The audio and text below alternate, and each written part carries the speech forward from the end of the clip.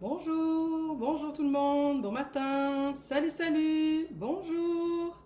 C'est mardi, bonjour tout le monde, bienvenue dans ma cuisine. Bon matin, installez-vous tranquillement. J'organise aussi mes affaires pour être capable de répondre à vos différentes questions. Hop, comme ceci. Salut tout le monde. Parfait, hop.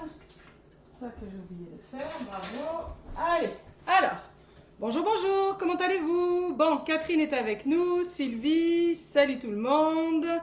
On a Sandrine qui est là aussi. Bon, alors on le sait, au mois de mai, on est dans notre mois burger et barbecue. Ça fait quelques semaines qu'on en découvre des exclusifs le jeudi en VIP et au niveau des mardis, on essaye de traverser les bases pour être capable après de faire un peu ce qu'on veut. Donc aujourd'hui, notre programme, c'est de rassembler ce qu'on a appris les semaines précédentes, c'est-à-dire faire un pain classique burger au sésame, puis également la mayonnaise, mais une mayonnaise que l'on va améliorer, puisqu'aujourd'hui, on va réaliser le célèbre Mac Burger, hein, vous voyez bien de quoi je parle, celui du clown aux grandes chaussures. Le Mac Burger à la sauce si célèbre et au multiniveau. Donc en mettant en pratique ce qu'on a vu précédemment. Donc, on va commencer tout de suite par préparer la sauce en question, la sauce du fameux Mac Burger. Est-ce que tout le monde est bien installé, hein? Vous savez que je vois vos questions, donc n'hésitez pas à me poser si jamais. Si j'ai pas le temps d'y répondre en direct, j'y répondrai quand le live sera terminé. Vous savez que l'intégralité de la recette est disponible sur fanelli.com avec tous les ingrédients. Et puis, la vidéo d'ailleurs, quelques heures après, la vidéo est également dans la fiche recette. Alors on y va. On commence la fameuse célèbre sauce du Mac Burger qui est une base de mayonnaise mais pimpée et améliorée. Donc là, je vais mettre dans le bol une gousse d'ail, puis également 4-5 oignons nouveaux ou oignons verts ou cébettes ou un quart d'oignon rouge éventuellement si vous n'avez pas. Là pour moi c'est une découverte ici au Québec. C'est la première fois que je vois ces petits oignons là que j'aime vraiment beaucoup. Ça s'appelle, j'ai gardé l'étiquette exprès pour vous, les oignons de Cambrai. On découvre toutes sortes de choses, hein, les échalotes françaises, les oignons de Cambrai. Je trouvais qu'ils iraient bien dans cette affaire-là, mais ce qu'on veut, vous comprenez, c'est des oignons doux, pas trop forts en goût tout de même. Donc on met ça à l'intérieur du bol, puis on va venir hacher ça quelques secondes. Donc la programmation de base, on le sait, 5 secondes, vitesse 5, pour hacher gousse d'ail et oignon. Ensuite, on va venir ajouter le restant de nos ingrédients. Donc, dans la fameuse sauce du Mac Burger, il y a un ingrédient qui est vraiment très important et qui est un peu plus difficile à trouver en Europe. Donc, je vais vous proposer différentes variantes. En fait, dans cette sauce-là, ça prend de la relish. Vous voyez, la relish, c'est cette affaire-là. En fait, la relish, c'est la sauce de base qui va aller dans le hot dog. Quand on va dans les matchs de baseball ou ces affaires-là, le hot dog, c'est moutarde jaune, ketchup et relish. La relish, c'est une sorte de... c'est un condiment, on va dire, c'est ça, ouais. C'est comme un condiment ou un chutney de concombre ou cornichon, c'est un peu la même affaire, légèrement sucré, vous apercevez les graines de moutarde. Si vous n'avez pas ce genre de choses, pas de panique, je vous ai tout marqué dans la fiche recette. Il vous suffit d'utiliser des cornichons. Là, c'est 100 g de relish que je vais ajouter. Vous auriez ajouté précédemment, en même temps que l'oignon et l'ail, 100 g de cornichons. Mais attention, pas n'importe quel cornichon. Il faut des cornichons à burger. Vous savez, les gros cornichons en Europe, hein, vous en avez, j'ai regardé à Carrefour, à Auchan. Il y a des pots qui s'appellent gros cornichons à burger. Pourquoi? Parce que ce n'est pas du cornichon maille à vinaigré qu'on recherche. Hein. C'est un cornichon, ici ça s'appelle à la nette, mais en réalité c'est un cornichon sucré. Vous savez, c'est vraiment le cornichon typique des burgers quand on va dans les fast-food. Donc, je récapitule. Pour faire cette fameuse sauce, c'est une base de mayonnaise. Oignon et ail pour commencer, oignon doux, oignon vert, oignon nouveau, vous l'avez compris. Si tu n'as pas de sauce relish, alors en même temps que l'oignon et l'ail, tu mettras 100 g de ces fameux cornichons-là, les cornichons à burger, les cornichons doux. C'est bon? Sinon, et donc tu haches en même temps que ton oignon et ton ail. Sinon, donc une fois que c'est fait, on rajoute ici 100 g de relish à l'intérieur du bol, comme ceci. Ensuite, qu'est-ce qu'on a appris la semaine dernière? Quand on fait une mayonnaise, il y a des ingrédients qui sont indispensables et qui permettent la réaction chimique de la mayonnaise. C'est quoi? Vous en rappelez? Les jaunes d'œufs. Donc les jaunes d'œufs, c'est important. Moi, je mets 2 jaunes d'œufs pour une belle quantité, pour un 200 g d'huile. Donc 2 jaunes d'œufs. Alors bien sûr, si vous avez déjà l'habitude de faire la mayonnaise, vous la faites comme vous avez l'habitude, pas de souci. Ensuite, c'est quoi l'ingrédient secret qui fait que la mayonnaise fait sa réaction chimique? C'est le jaune d'œuf plus la moutarde de Dijon. Donc on y va pour 50 grammes pardon, de moutarde de Dijon à l'intérieur du bol. Comme je vous disais la dernière fois, même si tu n'aimes pas la moutarde, c'est important de la mettre parce que c'est ça qui va créer la réaction pour faire prendre la mayonnaise. Également, je viens rajouter 50 grammes de moutarde jaune. La moutarde jaune, elle va aider à atteindre finalement le goût que l'on souhaite avoir avec notre sauce McBurger d'aujourd'hui. La moutarde jaune, c'est en Europe la moutarde douce ou moutarde Savora ou la Amora. Elle est un peu moins... parce qu'en fait, celle-ci, la moutarde jaune, non seulement elle est plus douce, plus vinaigrée, mais moins piquante, mais elle a plus de condiments à l'intérieur, plus de parfum. Donc, idéalement, c'est cool de mettre, vous avez compris, 50 grammes de Dijon et 50 grammes de moutarde jaune. Si jamais vous n'en trouvez pas de la moutarde jaune, mettez juste 50 grammes de Dijon, ce sera suffisant. Ça, c'est pour parfumer plus. Ça va ? Également, il nous faut une cuillère à thé ou 5 grammes de paprika. Paprika doux de préférence, pas épicé, c'est pas nécessaire dans cette recette. Et vous le savez, en effet, j'ai vu quelqu'un qui m'a donné ça comme réponse. Les ingrédients phares de la mayonnaise, les jaunes d'œufs, la moutarde et un peu d'acidité. L'acidité, on l'a vu la semaine dernière, j'avais mis du vinaigre de cidre. Je vous avais dit que quand vous faites une mayonnaise au citron, ça serait le jus de citron. Ici, aujourd'hui, dans la fameuse sauce, toujours pour essayer d'atteindre le goût le plus ressemblant possible à la sauce initiale, on va venir mettre 20 grammes de vinaigre blanc. Donc le vinaigre blanc, là, celui pour nettoyer, là, mais celui, il est comestible quand même. Là. Le vinaigre blanc, le vinaigre à marinade. Vous voyez ce que je veux dire. C'est bon? Donc on a mis tous nos amis à l'intérieur. Ensuite, avant de commencer la recette, il faut prépeser 200 grammes d'huile. Parce que vous vous rappelez, on va faire couler ça en filet. Donc là, ce que je vais faire, c'est que je vais juste mettre une petite lichette, comme ceci, dans mon bol. Ensuite, j'ai oublié de le faire précédemment, mais bien sûr, il faut que je rabatte mes oignons et mon ail au fond du bol pour qu'ils soient bien incorporés à la suite de la recette. On se rappelle qu'on est en train de faire une sauce McBurger sur une base mayonnaise, comme on a appris la semaine dernière. Avant d'insérer le fouet, je referme mon bol et je viens juste mélanger ça quelques secondes, vitesse 3, pour que mes œufs, ma goutte d'huile, mon vinaigre, tout le monde se mélange correctement. Ensuite, on ouvre, on va placer le fouet à l'intérieur. J'ai oublié, vous auriez dû me le dire, c'est important. Je vous l'ai dit la semaine dernière. Le sel et le poivre, absolument à cette étape-là, parce qu'une fois l'huile incorporée, alors le sel va beaucoup moins se dissoudre et ça risque de faire des petites taches dans ta mayonnaise, puis ta mayonnaise ne sera pas assez salée. Donc là, vous voyez, je remets juste quelques secondes pour corriger mon erreur, pour être sûr que mon sel et mon poivre soient correctement dissous. Je vous rappelle que toute la recette est disponible en détail sur fanelli.com si ça va un peu trop vite. Donc là, je place le fouet à l'intérieur de mon bol. Je referme. J'ai le gobelet qui est en place. Et là, je vais lancer 1 minute en vitesse 4. Et l'huile que j'ai pesée précédemment, bien entendu de l'huile végétale, vous vous rappelez, de l'huile neutre, je viens la verser sur le couvercle. Comme il y a un léger écart entre le gobelet et le couvercle, l'huile s'écoule en goutte à goutte.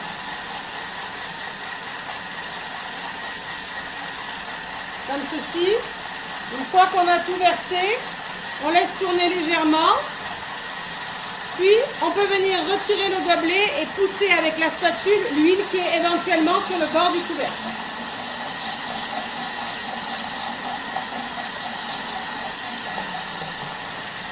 Alors, je répète que j'ai utilisé de l'huile végétale neutre, type canola, arachide, tournesol, et que c'est vraiment important.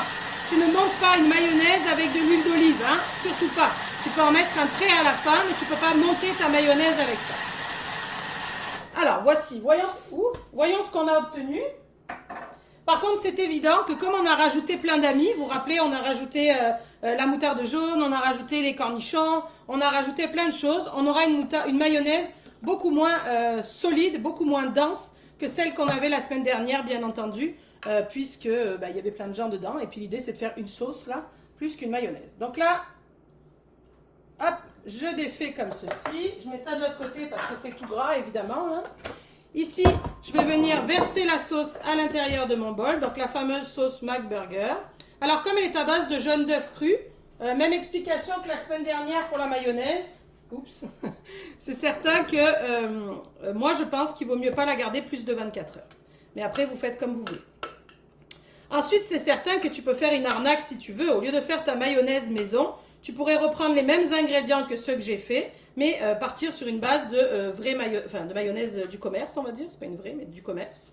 À ce moment-là, tu hacherais ton oignon et ton ail. Puis, tu rajouterais tes ingrédients et tu mélangerais délicatement, pas trop vite, hein, délicatement avec la mayonnaise industrielle. Quel poids? Ben, environ 200 grammes pour incorporer les ingrédients rajoutés. Ça va? Donc là, on voit qu'on a notre sauce Big Mac qui est prête. Oups, je l'ai dit, notre sauce Mac Burger qui est prête. C'est bon? Ok. Autre ingrédient qui est célèbre dans notre fameux Mac Burger, il me semble, c'est la salade iceberg, l'espèce d'effiloché de salade qu'on a à l'intérieur de notre Mac Burger. Je vous propose de nettoyer mon bol, c'est-à-dire de récupérer la sauce qui est à l'intérieur du bol et en même temps de hacher ma salade iceberg. Donc la salade iceberg, dans cette étape-là, c'est important, puis c'est celle qui va dans ce burger-là. Vous constatez que j'ai enlevé les premières feuilles. Cette salade, souvent, ça ne se lave pas parce que c'est tellement serré que ça ne craint rien. On défait toutes les premières feuilles. Puis j'ai coupé en 4 gros morceaux comme ceci et que je viens mettre ici. Peut-on congeler un peu? Non, on ne peut pas congeler de mayonnaise. Hein? Jamais, jamais, ça ne marche pas. On ne congèle pas de la mayonnaise. Ici, donc, j'ai mis à l'intérieur de mon bol. Excuse. Je change de couvert pour ne pas m'en mettre partout. Et puis tout simplement, donc, mes gros morceaux de salade iceberg. 3 secondes, vitesse 4. Ils seront hachés, ils seront prêts et filochés. Terminé. Voyons de quoi ça a l'air. Donc là, pendant ce temps-là, vous voyez sur mon plateau que j'ai préparé le restant des ingrédients. Normalement, c'est ce genre de fromage-là, hein, en sachet plastique. Mais rien ne t'empêche de prendre du vrai cheddar et de faire des tranches fines. Là, vous voyez des tomates. Je me suis fait engueuler par mes garçons parce que c'est un sacrilège. Il n'y a pas de tomates dans le fameux Mac Burger. Mais j'ai décidé d'en mettre quand même parce que tu sais, ça nous fait du bien. Un peu de salade dans tout ça, de verdure, de tomates, ça fera pas de mal. Ici, regardez voir, 3 secondes vitesse 4. Ma salade est effilochée, émincée. Et en même temps, ça a comme essuyé mon bol. Alors, c'est certain que comme n'importe quelle salade, une fois qu'on a mis la sauce sur la salade, il ne faut pas traîner à assembler parce que sinon, la salade va cuire. Mais c'est une astuce que vous pouvez utiliser, bien entendu, pour d'autres recettes, il me semble. Ça va? Vous n'avez pas trop de questions aujourd'hui? Qu'est-ce qui se passe? Ça va bien tout le monde, oui? Cool, l'astuce de la salade, non? Qu'est-ce que vous en pensez? Donc là, on va remettre ça de l'autre côté. Si on récapitule, donc on a préparé notre sauce, on a préparé notre salade, c'est le temps de préparer notre boulette. Alors, ici au Québec, la boulette, c'est la galette de viande qui est à l'intérieur d'un burger. On appelle toujours ça la boulette, d'accord?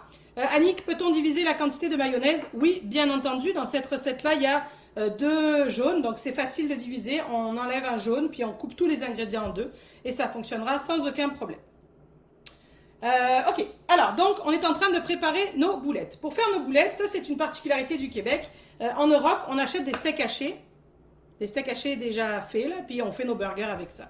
Ici, on ne trouve pas ou très rarement des steaks hachés, des boulettes déjà faites, c'est très rare. Mais c'est pas plus mal. Au début, ça m'a surprise, mais c'est pas plus mal parce que, en fait, c'est parce que toutes les boulettes, les galettes de burger, quelles qu'ils soient ici, sont personnalisées. Les gens vont rajouter des épices à steak, ou vont rajouter des assaisonnements à chili, puis finalement, tu manges jamais le même burger. Tu as fait la boulette, la galette de viande à ton goût, assaisonnée avec des oignons, de l'ail ou comme tu veux. Ça va?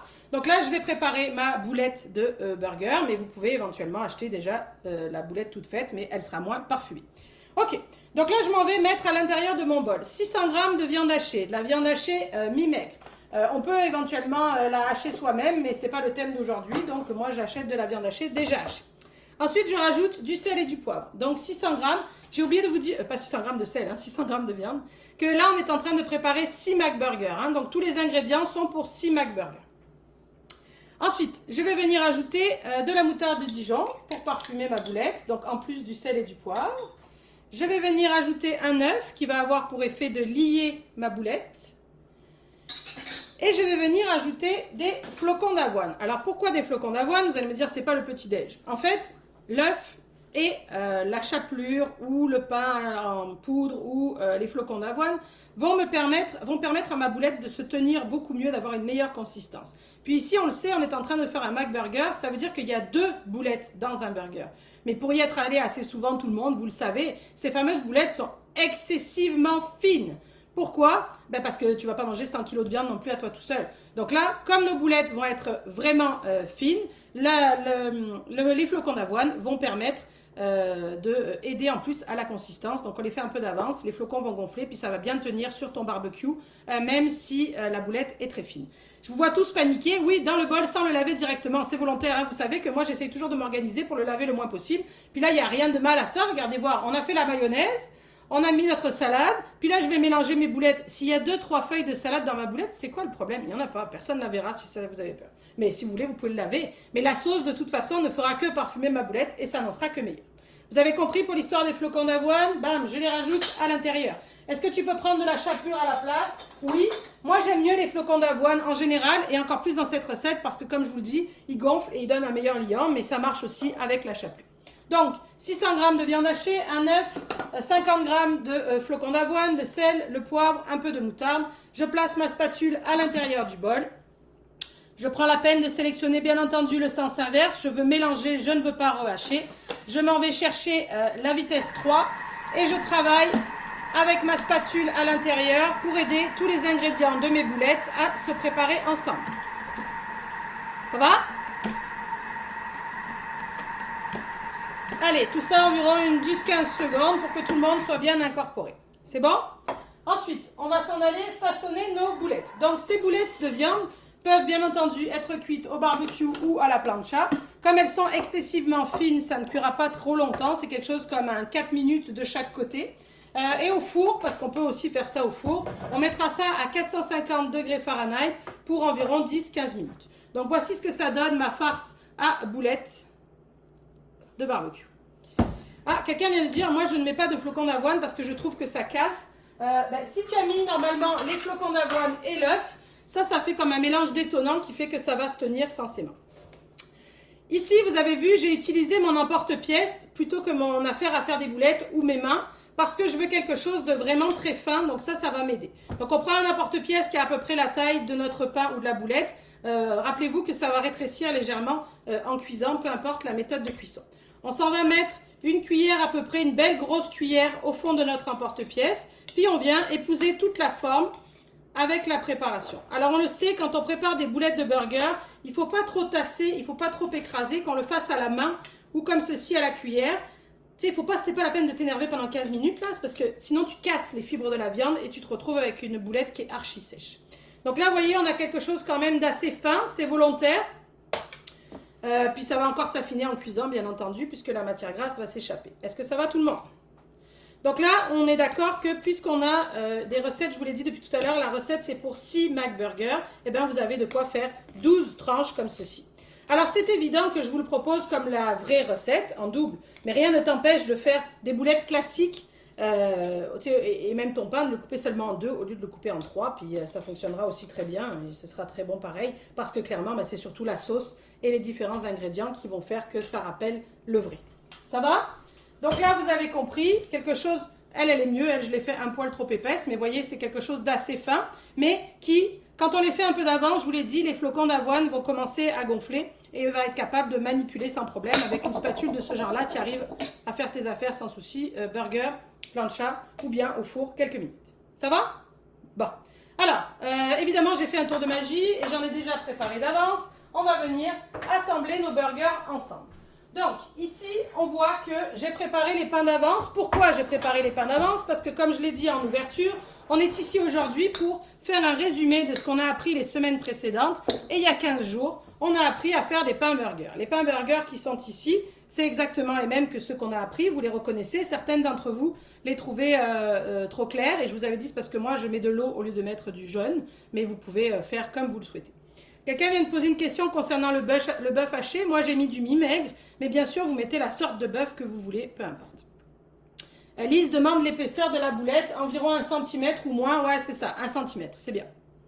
Ok, donc là, la recette des pains burgers, vous retrouvez la totalité sur fanelli.com avec la vidéo recette étape par étape.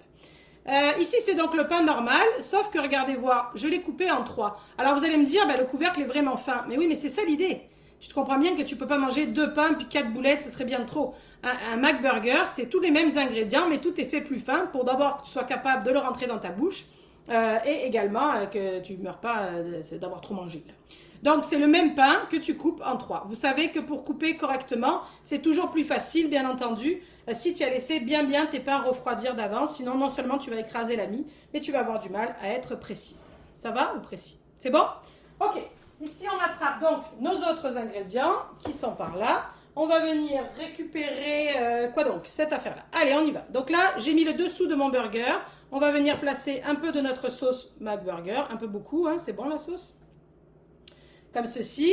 Ensuite, on va venir attraper un peu de notre effiloché, de notre chiffonnade de salade. Comme ceci. Parfait. Ensuite, qu'est-ce qu'on fait? On met du fromage. Qu'est-ce que vous en pensez? Du vrai cheddar comme ça en tranches.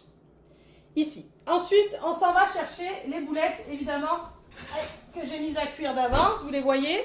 Exactement les mêmes que celles qu'on a préparées ensemble. Sauf que, ben, tu vois, regarde. C'est cool, ça fait une boulette qui se tient, puis qui est quand même assez fine. On va venir la poser par ici. Puis, on continue nos affaires. On monte notre deuxième... Oh, j'ai oublié le cornichon, dis donc. On met les cornichons cochons, les cornichons exprès burger. Ensuite, je monte la deuxième couche comme ceci. On peut légèrement écraser en cours de route. Et on est reparti. Sauce. C'est cochon, hein? Ensuite, un peu de salade, pas trop. On y va. Hop. Comme ça. On va venir mettre un peu de fromage. Le cornichon. Le fromage. Encore un. Allez, encore un petit fromage comme ça. La boulette. Par ici. Ok. Qu'on vient déposer délicatement. Ça commence à être haut, hein, mais c'est ça l'idée. Hein. Je vois, il y a quelqu'un qui dit ça prend une grosse bouche. Ben oui, vous savez bien que j'ai une grande gueule. Alors, si vous décidez de mettre des tomates, ce qui n'est pas dans le classique, bien entendu, on les fera fines également parce que vous comprenez qu'il y a déjà pas mal d'amis. Est-ce que j'ai oublié quelqu'un? Non, hein, j'ai mis tout le monde. On met nos tomates comme ceci. Puis, exceptionnellement, quand on fait ce big-là, on a le droit de s'équiper d'un pic à brochette pour être sûr de le maintenir. On vient écraser notre affaire comme ceci et on vient piquer notre McBurger. Et voici, donc j'ai coulé un peu de tout bord, mais on se retrouve avec le McBurger, avec les pains faits maison, la sauce fait maison. Alors, comme je vous le disais, tu peux le faire de façon traditionnelle et couper juste ton pain en deux, puis faire une seule boulette et une seule couche de chaque. Mais une fois de temps en temps, moi je sais que, vous savez que j'ai des grands garçons, là, mettons pour un anniversaire, ils seraient pas mal contents que je serve ça sur la table, même si ça serait comme impossible à manger, mais ça ferait vraiment. Alors quelqu'un dit c'est un burger pour 2 personnes, ben non, parce que, regarde Rebecca, c'est les mêmes ingrédients, sauf que c'est tout coupé plus fin. C'est la même quantité de viande, c'est le même pain qui est coupé en 3 au lieu d'être coupé en 2. C'est sûr qu'il y a un peu plus de sauce, encore que, et plus de salade et de tomates, mais c'est juste la même affaire. Quelqu'un qui dit tu vas mordre dedans. Non, non, je ne mordrai pas ça devant vous. Mais oui, c'est faisable, sérieusement, parce qu'une fois que tu l'as, ben, dans tes mains, tu l'écrases, ça coule, mais c'est le concept. Bon, écoutez, j'espère en tout cas que vous avez aimé ça. J'espère que vous allez essayer la sauce, comme je vous ai dit, qui peut être fait aussi avec une arnaque en prenant une base de mayonnaise industrielle. Les petits pains, vous avez toute la recette sur fanelli.com. Et les boulettes, ben, on a vu ça ensemble. Les boulettes, on peut bien entendu les congeler à cru ou à cuit. Qu'est-ce que je voulais vous dire? Jeudi, qu'est-ce qui nous arrive? Jeudi, pour notre live VIP, on prépare un burger César poulet dans un pain ciabatta. Donc, tous les ingrédients de la salade César, mais dans un ciabatta. Si vous souhaitez rejoindre le club VIP, ben, vous le savez, sur fanelli.com, onglet abonnement. Vous n'avez plus qu'à sélectionner votre abonnement pour profiter de ce live-là et de tous les autres et de toutes les recettes passées VIP depuis le début. Vendredi, notre rendez-vous mensuel aussi exclusif Club VIP avec Manon de chez Vinéo qui fait un accord mets et vin. On va préparer, on sort un peu des burgers et on prépare du carpaccio de bœuf à l'italienne. Et Manon va nous proposer, si je ne me trompe pas, un rouge qui va bien pour aller avec. Ah, il y a une bonne question. Rachel dit, le pain est-il chaud? Ça dépend. Si je viens juste de les faire ou dans les quelques heures qui suivent, moi je le laisse non chaud parce qu'il est tout frais. S'il est un peu plus vieux, éventuellement, oui, je le mets soit à chauffer au barbecue, soit un peu dans le four en même temps que mes boulettes. Enfin, dernier point que je voulais vous dire, peut-être que certains d'entre vous l'ont vu passer et ont participé. Je vous remercie infiniment, car depuis la semaine dernière, vous êtes plus de 20 000 à me suivre sur cette page Facebook. Merci beaucoup, en quelques mois, c'est vraiment le fun. Et donc, pour vous remercier, j'organise un beau concours qui termine à la fin de la semaine, dans lequel vous pouvez gagner un tablier exclusif Fanelli Cuisine, également une grignette à pain et un accès pour 2 personnes au prochain webinaire grec du 12 juin. Je vous colle dès que j'ai terminé le lien vers ce concours-là, mais sinon vous le retrouvez sur Facebook. Sur ce, je vous souhaite un joli mardi, je vous dis bon appétit, j'ai comme un burger à manger, il faut que je vous laisse. Puis on se retrouve la semaine prochaine. La semaine prochaine, on reste dans le thème burger et barbecue, mais on va s'attaquer aux garnitures. Qu'est-ce qu'on mange quand on fait un burger ou qu'est-ce qu'on mange quand on fait un barbecue, une belle vinaigrette, on va faire toutes sortes de belles choses. Salut tout le monde, bon mardi, bon appétit.